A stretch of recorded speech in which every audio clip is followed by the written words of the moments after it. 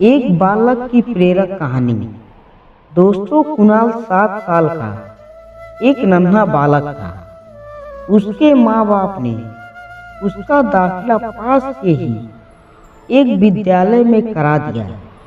विद्यालय से बस आती और कुणाल उसमें बैठकर खुशी खुशी विद्यालय जाने लगा।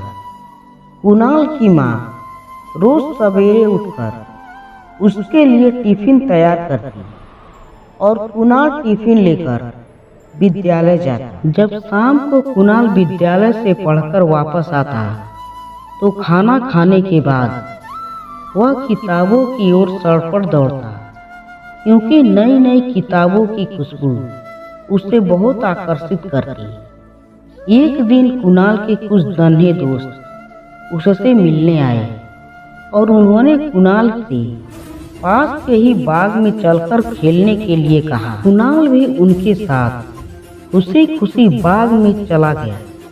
उसी बाग में एक कुआं भी था। खेलते खेलते उन बच्चों को न जाने क्या शरारत सूझी। वह उस कुएं के पास चले गए और कुएं के पानी में कंकड़ मारने लगे। तभी अचानक कुणाल का एक अत्यंत प्रिय मित्र मोहन कुएं में गिर गया।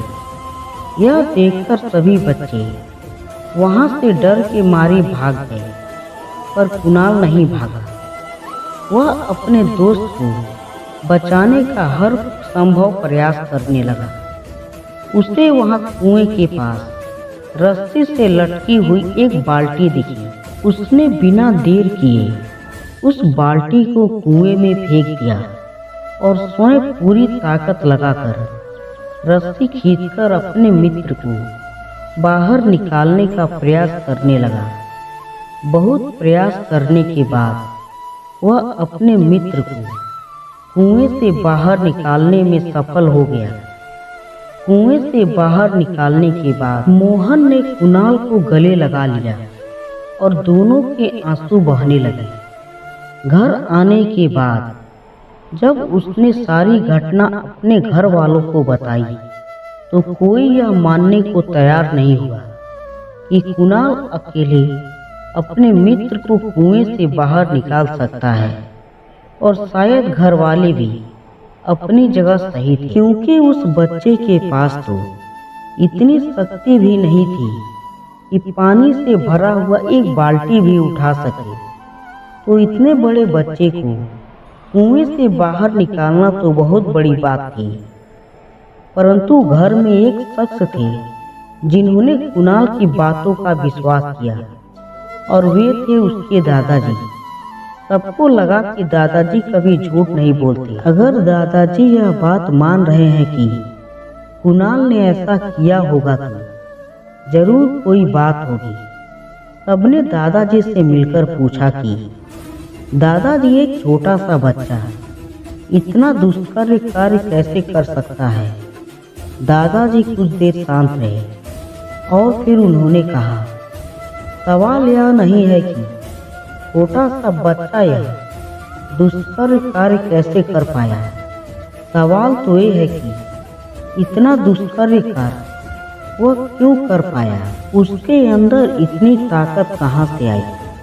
और फिर वह बोले, इसका सिर्फ एक ही जवाब है। जिस वक्त हमारे कुणाल ने यह काम किया उस वक्त दूर दूर तक उसे कोई यह बताने वाला नहीं था कि कुणाल तुम यह नहीं कर सकते, और इसलिए हमारे कुणाल ने यह दुष्कर कार्य भी कर लिया।